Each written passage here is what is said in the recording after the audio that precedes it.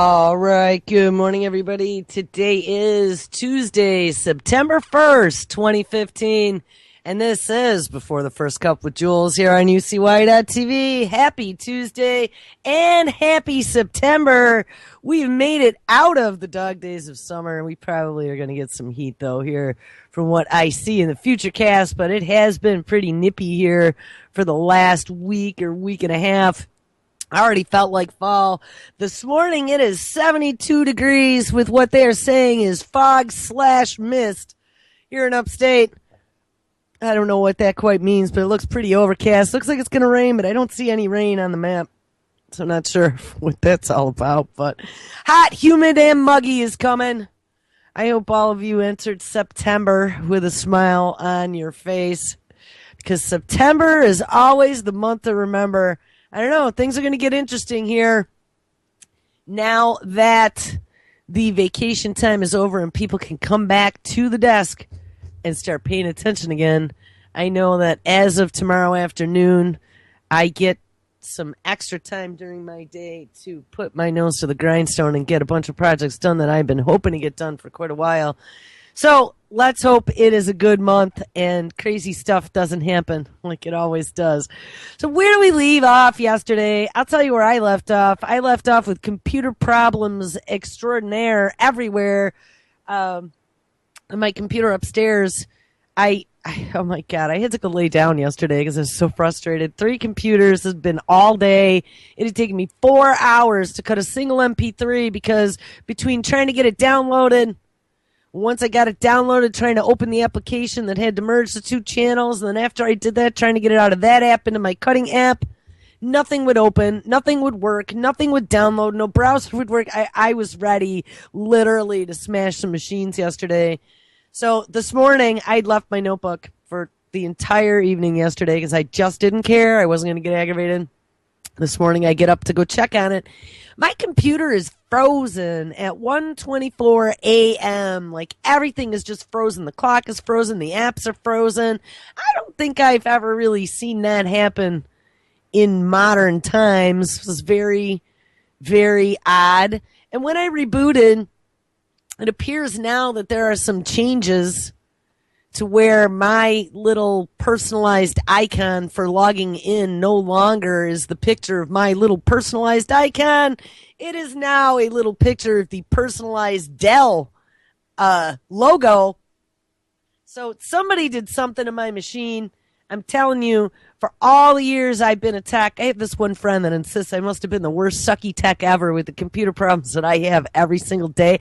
Never in my life have I seen so much bullshit as I've seen in the last few years since we've been doing this stuff. And it's not that I use my computer a lot. I've been using my computer a lot for 20 years. I probably work less now than I ever did back in the days of, doing this for a living. I had some people, always had people on my ass to get projects done because time was money.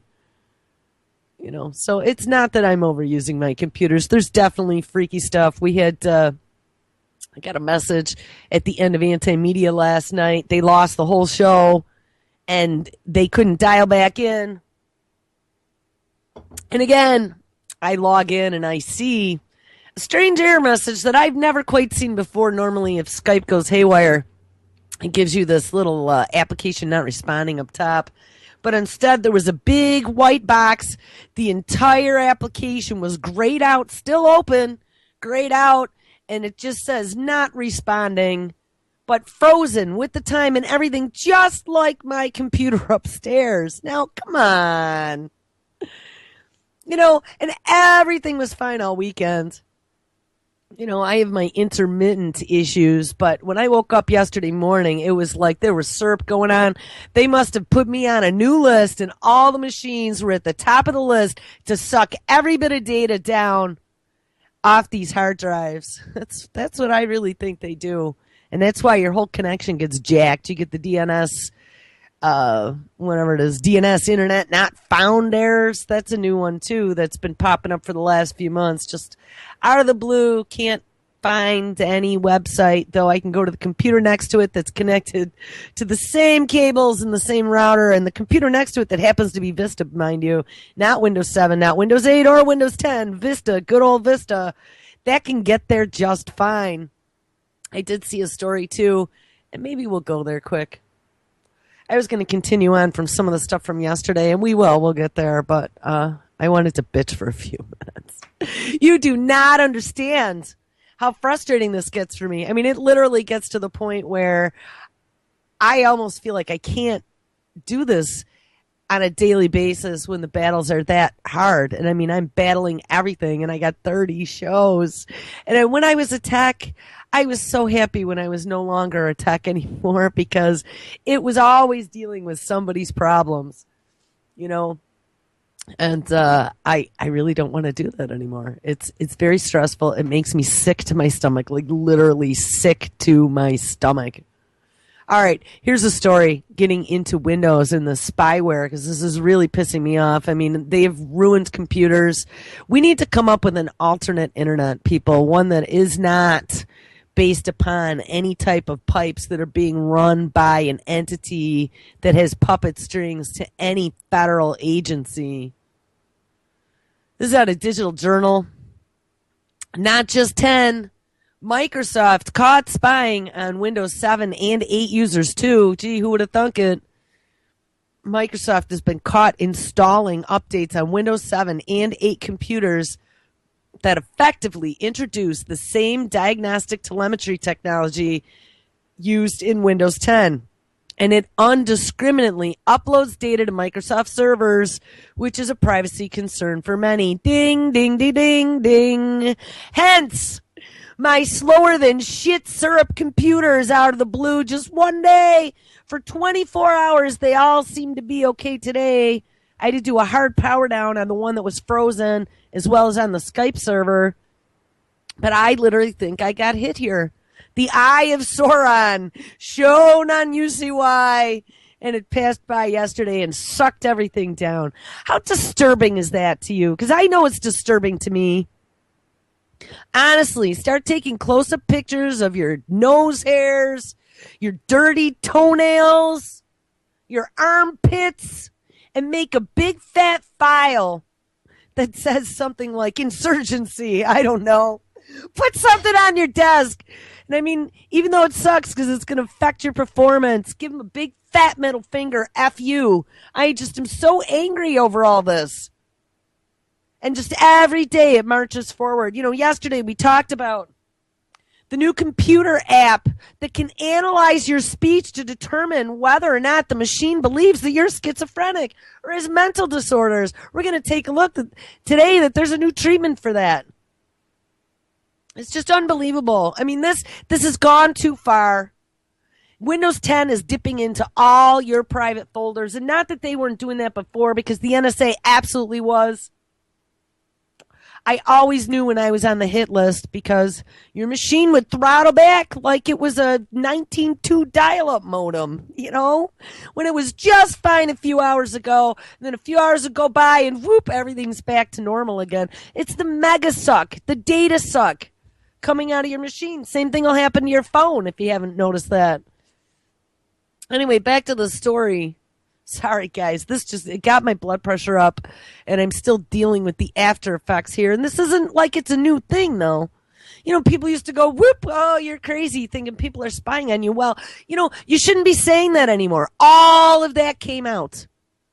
You know, regardless of what you think of Snowden, and I still think that there's, you know, everyone's like he's a hero. Well, I think that there definitely was a double-edged sword there.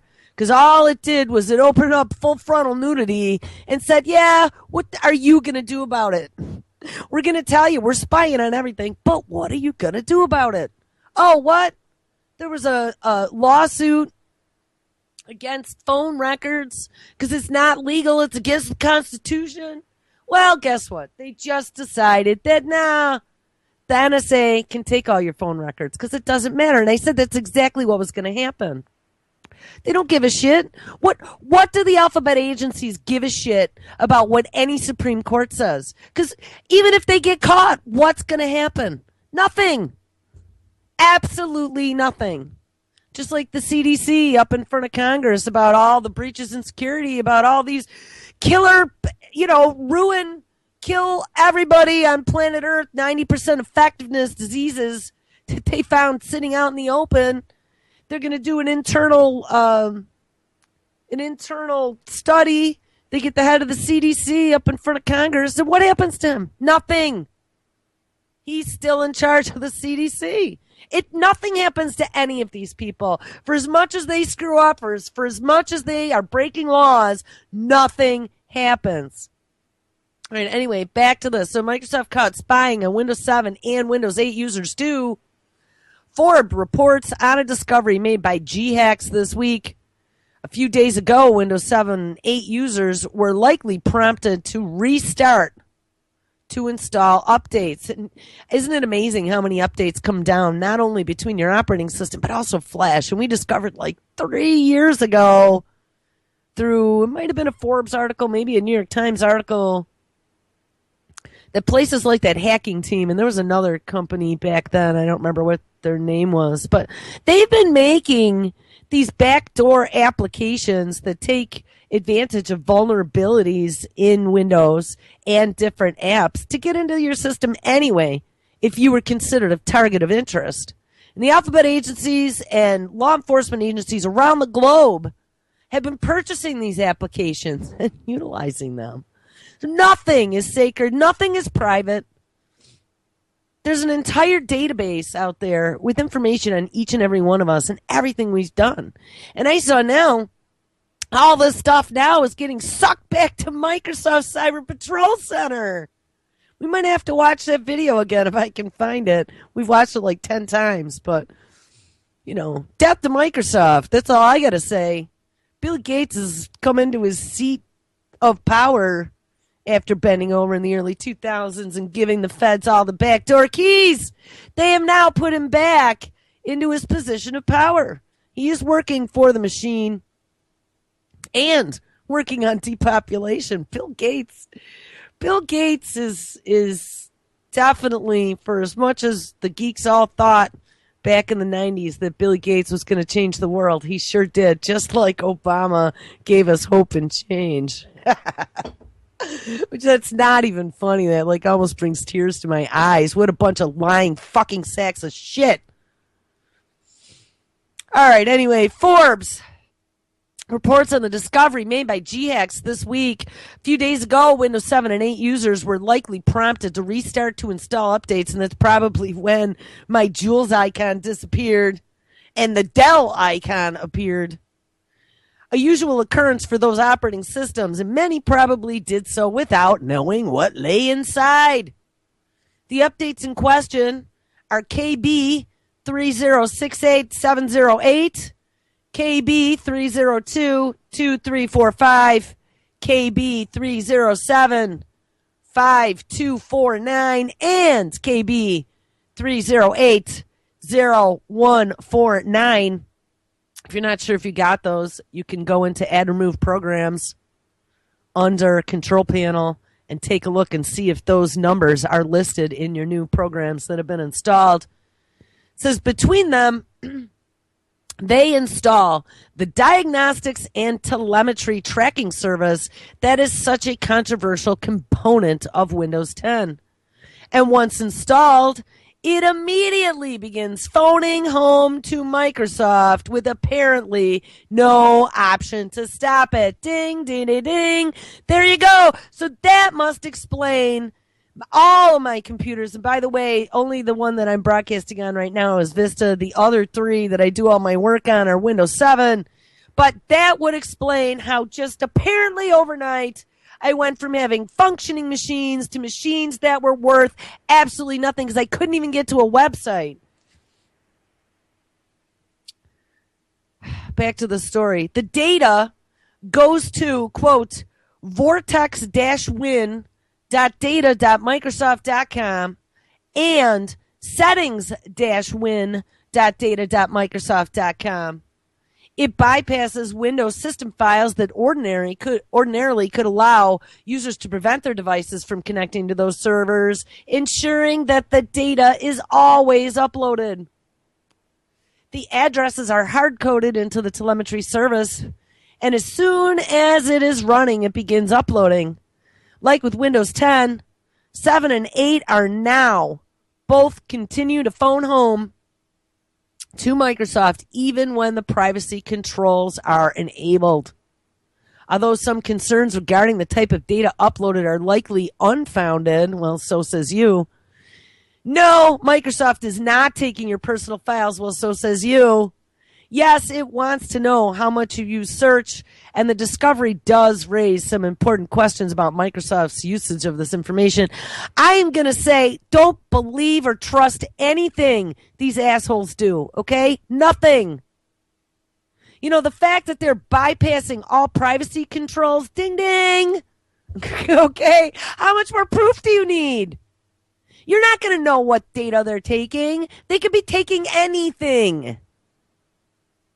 They could be opening your mics. So now we got Cyber Patrol in all of our offices. Regardless if we jumped on and took the free dangling carrot Windows 10, everybody upgrade. Look, we're going to give it to you free. Free upgrades. Line right up. Nothing is free, people. So they said, screw you, all you assholes that aren't going to take Windows 10. We've been flagging it in the tray here for a month now, and you wouldn't click on it. That means you're not brainwashed enough, so we're just going to install it without you knowing, making it look like it's a Windows update. Yeah. And then we're not going to tell you, and we're going to bypass all the privacy controls, but don't worry, because we're not taking your personal files. Oh, right. I believe that one. Currently, privacy concerns are a key reason cited by people who have not upgraded to Windows 10, and so they should be. Those users have made a conscious choice to stay on Windows 7 or 8 and are likely to feel that it should be respected. Absolutely! Installing the services that have created the refusal to upgrade isn't going to win Microsoft any favors in the long term, and it is unclear why it is opted to begin collecting telemetry and diagnostic data from Windows 7 and 8. Well, yeah, it is clear to me, dude, whoever's writing this story at Digital Journal, because they got their newfangled Microsoft Operations Center in Seattle that connects with law enforcement all over the world. And they can track and bag and tag every single one of us and see in real time what we're doing. Don't think that that doesn't exist. We have established that very well. You know, get DARPA Dan in there, which I'm sure he probably was in there, with whatever that X-Score program was to be able to search on anybody like lightning. I mean, this isn't rocket science anymore. When we look at the speed of supercomputing and all the crazy shit that they're doing now, this is not rocket science. They could be surveilling every single one of us in real time. Says it's unclear why Microsoft has opted to begin collecting telemetry and diagnostic data from Windows 7 and 8 systems. Although they are still supported, they only receive security upgrades and bug fixes, and it is unknown why Microsoft wants to monitor them in the same way as it does Windows 10. Well, I really hope that that is like a hypothetical dumb question for that story, because it is known. There's no doubt. Notice he doesn't mention Microsoft Cyber Patrol Center anywhere.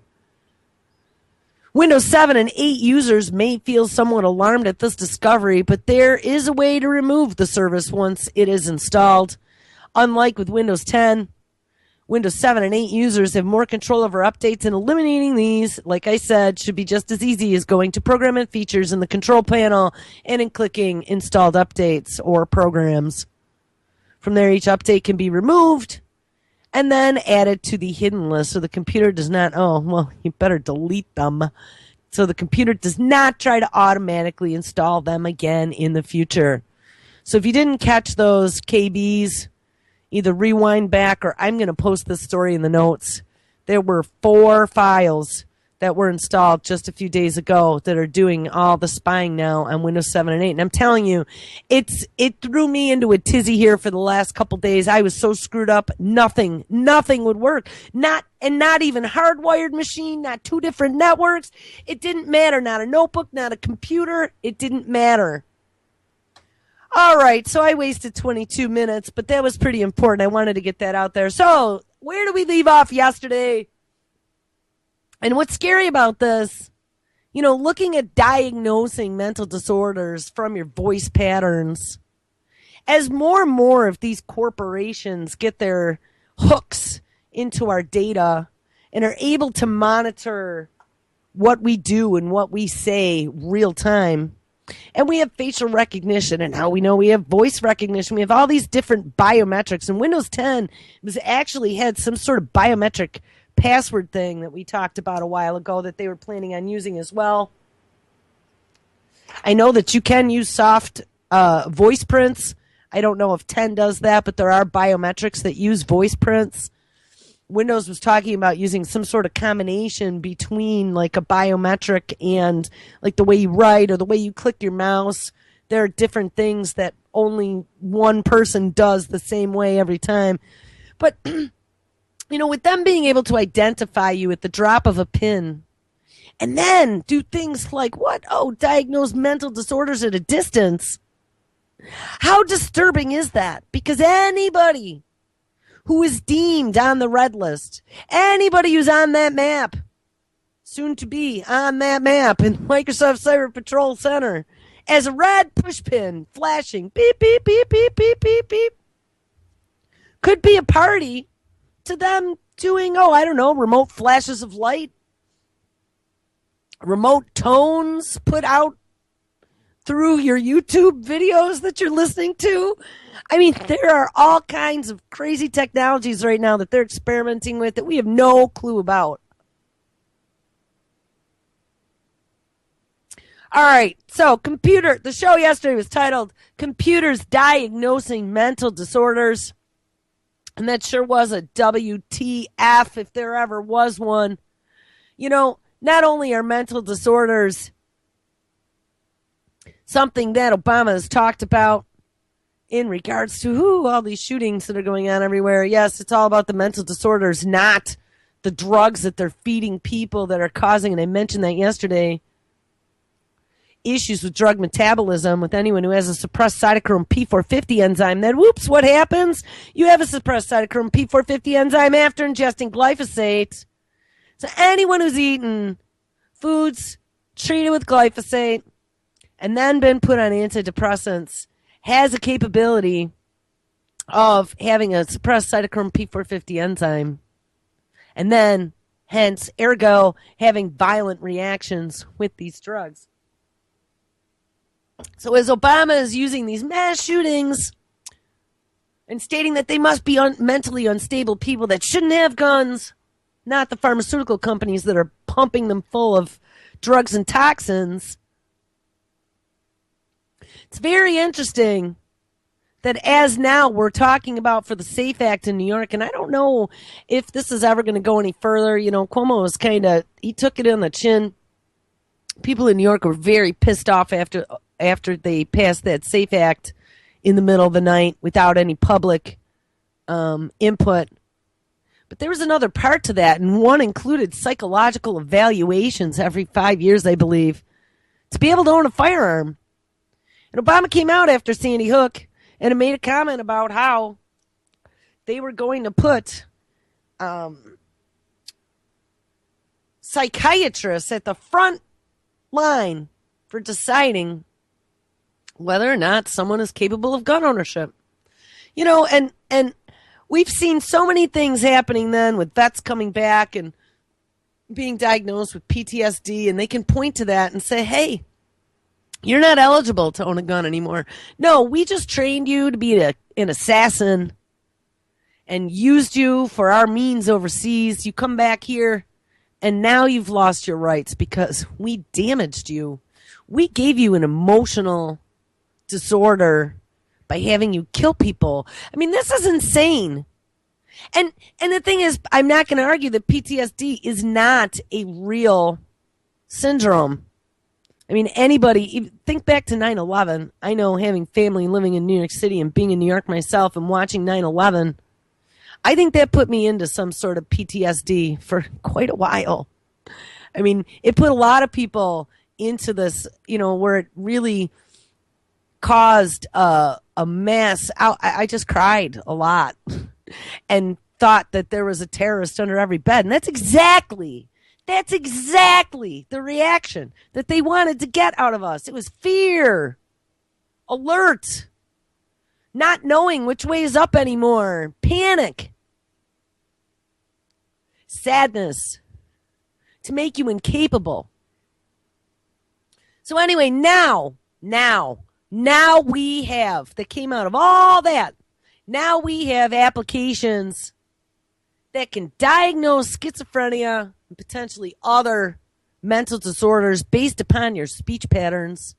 They also, yesterday we read a story that they also found that schizophrenia patients have different throat bacteria. So, hey, Johnny, just a little throat swab, and we'll be able to tell whether or not you have a mental disorder. And don't worry about it, because we're going to put it into the database. You'll be forever bagged and tagged. And maybe, just maybe, we can come up with some way to cure your mental disorder and make you a happy little boy again. Well, hey, guess what? They might have come out with it. A nasal spray. This is how machines like us.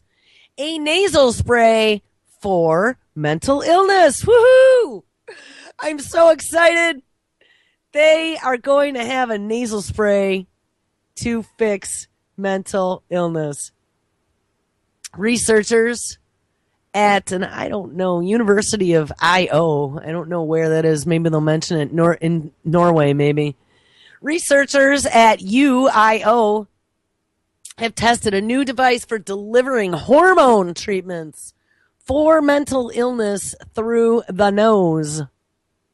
This method was found to deliver medicine to the brain with few side effects. And yes, one of those entryways into the brain is through the nose. Also got to be careful through the eye as well. About 1 in every 100 Norwegians develop schizophrenia or autism in the course of their lifetime. And moreover, at any one time, some 20,000 people are receiving treatment for these problems. Many psychiatric disorders such as autism, schizophrenia, and bipolar disorder are characterized by poor social functioning. Well, look out, because oxytocin, yes, that's the love hormone. That's the hormone that makes you treat Fido like he's your child. That's also the hormone that when you are a new mom, you produce lots of that to bond with your child, that makes you a psychopathic mama bear when somebody goes after your child. Oxytocin is a hormone that influences social behavior and has shown promise for the treatment of mental illness. The love hormone. Researchers at UIO have now discovered that low doses of oxytocin may help patients with mental illness to better perceive social signals. As a part of this project, they have collaborated with the company called OptiNose. We might need to look them up. We might find some good pictures there. OptiNose, OptiNose, who have developed a new device designed to improve medicine delivery to the brain via the nose. Beep, beep, beep. Look out, people. They are talking about diagnosing mental illness with a computer and how easily to deliver medications for mental illness up the nose. When we looked into some of the early research into nanotechnology, how to cross the blood-brain barrier for nanotech was a big deal. And one of the things that we discovered in that 1,200-page book that I was scanning through was that the easiest way to pass the blood-brain barrier is to what? Inhalation. Yes. spraying in the air. And we've looked at all kinds of great things. Didn't we just look at the other day Monsanto's spray on RNAi that isn't going to affect anybody? Don't worry about it. No. Well, inhalation is the easiest way to get materials into the body and to cross the blood-brain barrier. Back to the story. So OptiNose is the name of the company. Oxytocin has historically been known to play a crucial role in child rearing as it facilitates pregnancy, birth, and the release of milk during nursing. Further, oxytocin helps regulate cardiac functions and fluid levels, and most recent research has revealed the importance of oxytocin for social behavior. Oxytocin is a neuropeptide and was discovered in 1953. Peptides are a group of molecules that consists of chains of amino acids, and amino acids are also known as the building blocks of proteins. Yes, they are, which we find in all types of cells. Oxytocin is produced in the hypothalamus, which is the brain's coordinating center for the hormone system. But because of oxytocin's role in social behavior, researchers have explored the possibility of administering the hormone for treatment of mental illness. And as oxytocin is a relatively large molecule, it does have trouble crossing the barrier between the brain and circulating blood. So, hey, let's just circumvent that shit and get it right into the brain. I mean, guys, do you understand how scary this shit is? They are discovering every workaround, just like on a computer operating system, the way that places like that hacking team utilized gaping holes, security holes in applications to get their backdoor malware onto your machine. They're doing that to our bodies now as well, as they're starting to understand every nuance and how all these neurochemical interactions work and how to build life from scratch utilizing DNA. They are probing every single weakness like a chink in the armor and finding ways to exploit that. So, hey, we found an easy way now to circumvent the protections of keeping shit out of your brain and going direct. Hey, that's a good thing. This will make you feel happy. As oxytocin is relatively a large molecule, it has trouble crossing the barrier between the brain and circulating blood, and thus, researchers have administered oxytocin to patients through the nose, as this route offers a direct pathway to the brain that bypasses this barrier. However, researchers have a poor understanding of how oxytocin reaches and affects the brain, but screw it, who cares? As long as we know how to get it in the back door, who gives a shit how it gets there? And hey, we need to do more human testing. The most effective dose for treatment has also received little research attention. See, it's not about the oxytocin. Because if it was, they'd be caring about exactly how it works and how much you need. But that hasn't really been a part of this. It's just how to bypass the blood-brain barrier. That's the golden prize. Professor Ole A. Andresen and his research team have collaborated with OptiNose on a project that evaluates 2 different doses of oxytocin and how they affect the way in which social signals are perceived. 16 healthy men received 2 different doses of oxytocin along with a placebo. Volunteers were also given an intravenous dose of oxytocin for a comparison of the effects of oxytocin in the circulating blood. Well, right. Like sneaking it in through the nose or just jamming it in a vein. Let's see who does better. And the research showed that only those administered a low dose of oxytocin experienced an effect on how they perceive social signals. Quote, the results showed that an intranasal administration, i.e. introducing oxytocin through the nose, affects the function of the brain. As no effect was observed after intravenous treatment, yes, because it was large and it blocked that blood-brain barrier, this indicates that intranasally administered oxytocin travels directly to the brain, as we have long believed. The fact that, see, I told you, it's not about the oxytocin. It was about how to get into the brain. The fact that we've shown the efficacy of a low dose of oxytocin on social perception is even more important. A dose that is lower, but that still influences behavior. Ding, ding. Remember, people, it's all going to be about influencing your behavior. They're already doing that. And if they can't win the propaganda war, well, they're just going to have to work harder. And hey, what? You were diagnosed as mentally ill as they were recording your speech on your Skype call? I don't know. This is very scary stuff. This is not like the science that our mothers had. This is not the little street corner doctor's office that was about giving you 2 aspirins and saying, call me in the morning. This is insidious. All in the name of helping cure you.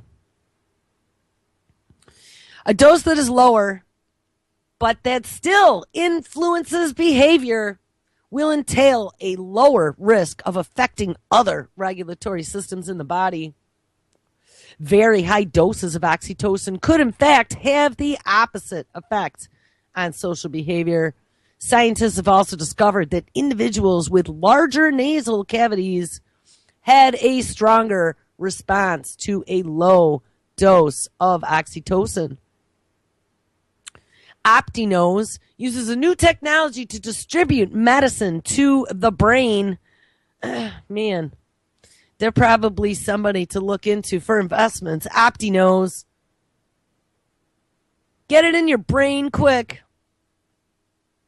Making use of the user's breath to propel medicine deep into the nasal cavity. The device administers oxytocin high up into the patient's nasal cavity. And when the medicine is targeted deep into the nose, it enables the brain delivery along nerve pathways from the uppermost part of the nasal cavity.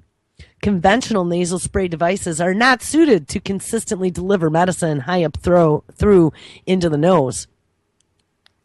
This device also expands the nasal cavity, facilitating nose-to-brain medicine delivery. And as the user exhales into the device, this closes the soft palate and prevents the medicine from being lost down the throat. Oh, so make sure we get it all in the brain. Since less medicine is lost along the way, patients can take smaller doses and accordingly experience fewer side effects. The next step in this research is to carry out the same tests on people with mental illnesses.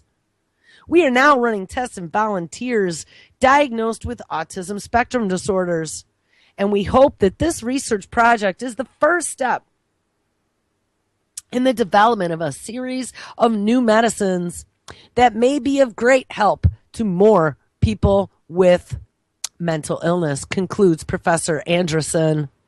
This study has been published in Translational Psychiatry. So there you go. Easy ways now to treat mental illness up your nose. We found a way around the blood-brain barrier, nice and easy. How amazing is that? Well, I'll tell you how amazing that is. Scientists have successfully grown a human brain equivalent to a 5-week-old fetus in the lab. Yes, they have. The most complete brain ever grown in a lab, and 99% of all the genes have been accounted for. And this is from the Mad Science Gone Mad file. Growing brain tissue in a dish has been done before. Yes, it has.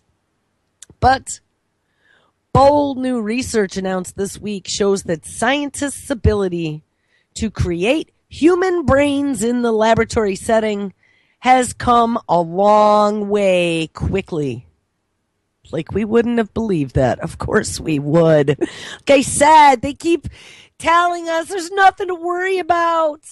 Don't worry. No, robots aren't going to take things over. No, artificial intelligence isn't going to rule the world and lock us up for our own safety. No, don't worry about it. It's all in your head. This technology isn't moving that fast. And then we start reading these technology briefs, and guess what? It is. You just don't see it yet because there aren't Atlas robots marching down the street. So go back to sleep, put on your reality TV, and get sucked into your mobile device. Because it's not happening. Shh. These are not the droids you're looking for.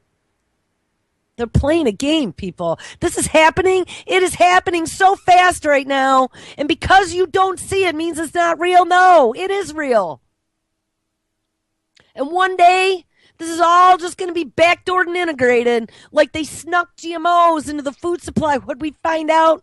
1992 was the first GMO tomato called Ready Serve or something. And nobody ever knew. Researchers at Ohio State University in the U.S., this is out of an Australian publication called ScienceAlert.com, claim to have developed the most complete laboratory-grown brain ever, creating a model with the brain maturity of a 5-week-old fetus.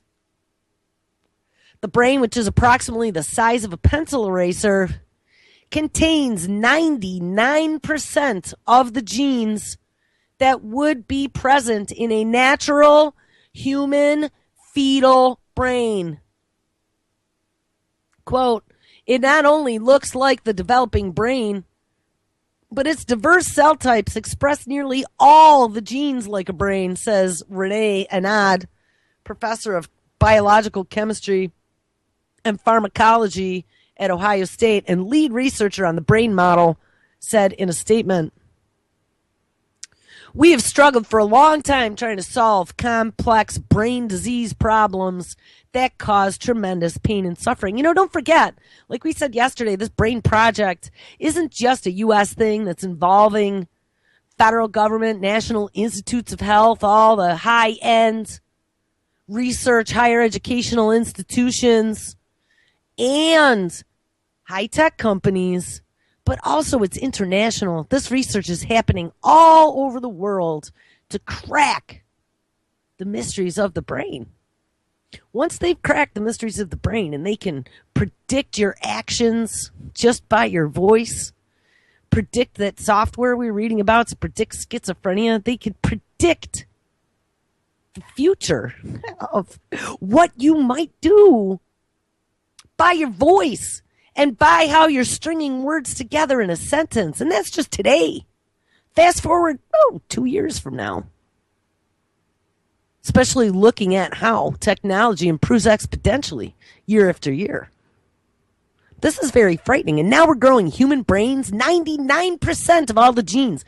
Human brains in a laboratory. All right, back to the story. Quote, we've struggled for a long time to solve complex brain disease problems, ding, ding, that cause tremendous pain and suffering. Step right up. The power of this brain model bodes very well for human health because it gives us better and more relevant options to test and develop therapeutics in other than rodents. An ad termed stem cells, engineered 4 years ago after his specialized field of research examining the relationships between nicotinic receptors, so I'm assuming that that's nicotine receptors in the brain, and central nervous system disorders, and ran into complications using rodent specimens. Despite having limited funds, Anand and his colleagues succeeded with a proprietary technique which they are now in the process of commercializing. The brain that they have developed is a virtually complete recreation of a human fetal brain, primarily missing only a vascular system. In other words, all of the blood vessels. Well, don't worry about it because they'll have that figured out here in no time. But everything else, the spinal cord, the main brain regions, the multiple cell types, the signaling circuitry is all there. And what's more, it's functioning with high resolution imaging of the brain model showing functioning of neurons and brain cells. Now, this should make tears start to form in your eyes. Where is the sanctity of life? There is a living brain that obviously is thinking or doing something that was created artificially from stem cells in a petri dish. And now it's working. Is it cognizant? Does it know what's happening to it? Like, how horrifying are these ethical questions? And today it might be a petri dish with a 5-week-old-esque embryonic brain, but tomorrow that brain's going to grow up. It's going to be a full-sized brain. Then they'll be uploading your memories to it. I mean, think about where this can lead. They can experiment on it and figure out how it's going to affect Johnny's brain when they shoot the next drug up his nose. From Nasal Ranger. No, I don't remember what their name was. The nasal company. This is very horrifying. The researchers say that it takes 15 weeks to grow a lab-developed brain to the equivalent of a 5-week-old fetal human brain. And the longer the maturation process, the more complete the organoid will become. If we let it go to 16 or 20 weeks, that might complete it, filling in that 1% of missing genes. We do not know yet, says Anand. Well, I'm sure they're going to continue, and maybe we'll find out. Maybe we won't. The scientific benefit of growing human brains in the lab is that it enables high-end research into, yes, human diseases, because it's all about curing you. And now that, hey, what do we find out the other day? Dementia. We have this explosion of dementia and people forwarding it over. So with all this dementia and 50% of all children being autistic here by, what was the number, 2020? We found out from that MIT scientist. It's all about curing you. Not about how to control the brain or your thoughts or replace memories. Wipe you clean and put new ones in. No. It's all about curing your mental illness. And you know what? If you don't agree with what's going on right now, and we talked about this, mad science gone mad, if you're not a believer in the religion of science that has sprouted, wave the magic wand to give us this utopian society that's coming, if you do not believe, you must have a mental illness. What did we find out? What was one of the ones in the DSM-5, that oppositional disorder? Or the other one that we just found out about, I don't remember what it was called, but for people who are really picky about their food and think that there might be poisons in our food, so we have a mental disease because we want to eat healthy. Yes, we will all be treated in the future because it will be ethical. Can't have mentally unstable, crazy people running around in society. And now we have cures for all those things. Because we experimented on our petri dish brain. Remember too, DARPA was creating a body on a chip. I would be very surprised if DARPA didn't have a hand in here. And if they don't, that they're not going to in the future. I mean, they created almost an entire 99% of a human brain in a petri dish. And if they give it another couple weeks, they might get 100%. For testing purposes only. The scientific benefit of growing human brains in a lab setting is that it enables high-end research into human diseases that cannot be completed using rodents. Yeah, like what? That new one that we have with they had the rodent's head cut open. I talked about the story about a month ago. And they had this little electronic circuit board embedded right into the top of the rodent's brain.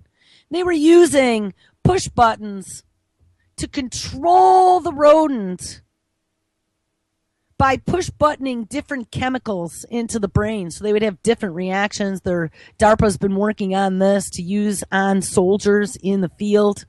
So when they start to feel anxious or afraid, they can give them a dose of like adrenaline and get rid of all that. So they can perform better. Yeah, just like that. Quote, in a central nervous system disease, this will enable studies of either underlying genetic susceptibility or purely environmental influences or a combination, said Anand. Genomic science infers that there are up to 600 genes that give rise to autism, but we're stuck there. Mathematical correlations and statistical methods are insufficient in themselves to identify the causation. Yeah, it doesn't have anything to do with any of these genetically modified foods that are being fed into our bodies with all this errant DNA that is being absorbed into our DNA. No, nothing of that. No, nothing to do with the MMR vaccine that we discovered. The CDC covered up the research that showed the direct connection between the MMR vaccine and potential autism. No, it's not any of that. We need to grow brains in a petri dish so we can use genomic science to decode even further and use that to our advantage. So mathematical correlations and statistical methods are insufficient in themselves to identify causation. You need an experimental system, he says. You need a human brain. Dun, dun, dun.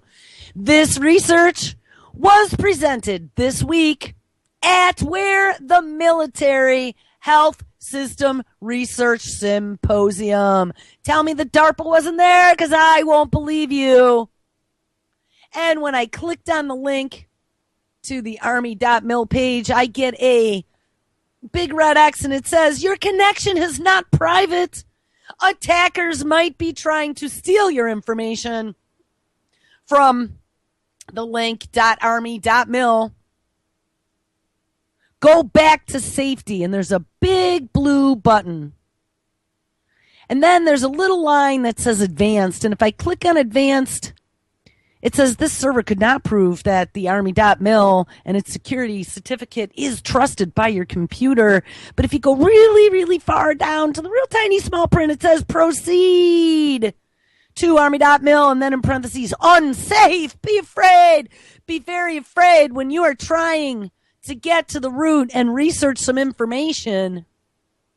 Yes, they frightened me so bad that I would not click on that link. And let's take a look at this medical health military event. It was August 17th to 20th, 2015. How interesting, too, because location is still to be determined. But wait, it just happened. So their main page doesn't even give a location? Must have been super secret. Here's the registration. Here's the about. Come on. Were there literally growing human brains and we had a military symposium? The MHSRS is the Department of Defense's premier scientific meeting. It is a venue for communicating and discussing new scientific knowledge resulting from military unique research and development.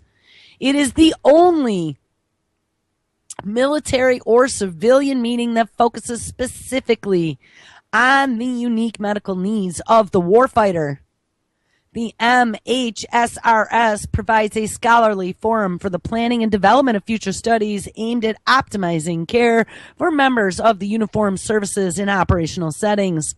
and held in a collaborative joint setting. It enables military medical care providers with deployment experience to exchange information with the Department of Defense and academic scientists, international partners, and industry on research and related healthcare initiatives falling under the topic areas of combat casualty care, military operational medicine, clinical and rehabilitative medicine, and military infectious disease. Oh, I bet there was a gaggle of geese at this symposium.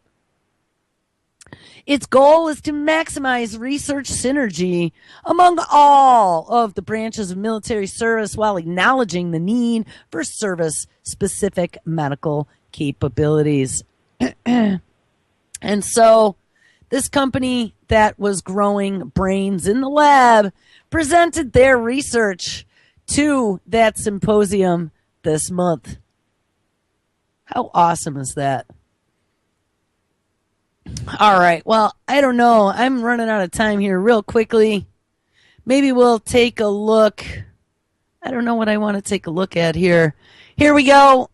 Well, I don't know. Let's see how much time. Let's see how much time. My clock doesn't click. Oh, we got a minute 30. I could do this. Here's a good one for you. All in the name of vaccines. Yes, we've been saying this forever about shedding viruses, which the pharmaceutical corporations have denied. Well, here we go. A man in the UK has been shedding live polio for nearly 30 years. Global advancements in the fight against polio have seen all but 2 countries declared free of the disease, with Pakistan and Afghanistan being the 2 remaining countries where the disease is being circulated. But an alarming new study describes the case of an anonymous male patient in the UK who has carried the virus in his body for almost 30 years. Researchers from the National Institute for Biological Standards and Control analyzed more than 100 stool samples from the man collected over a 20-year period and found that each and every one contained high levels of the polio strain. How could this be? After all, the man in question has received his full course of childhood vaccinations with an oral polio vaccine administered at 5, 7, and 12 months of age, plus a booster when he was 7. According to the study, he was later diagnosed with a common variable immunodeficiency, which means his immune system couldn't adequately kill off the small amount of virus delivered to his digestive tract by vaccinations.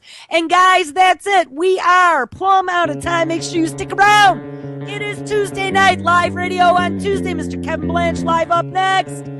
We have Game On with Ron at 7, 8 with JJ, 9 with Prime Time.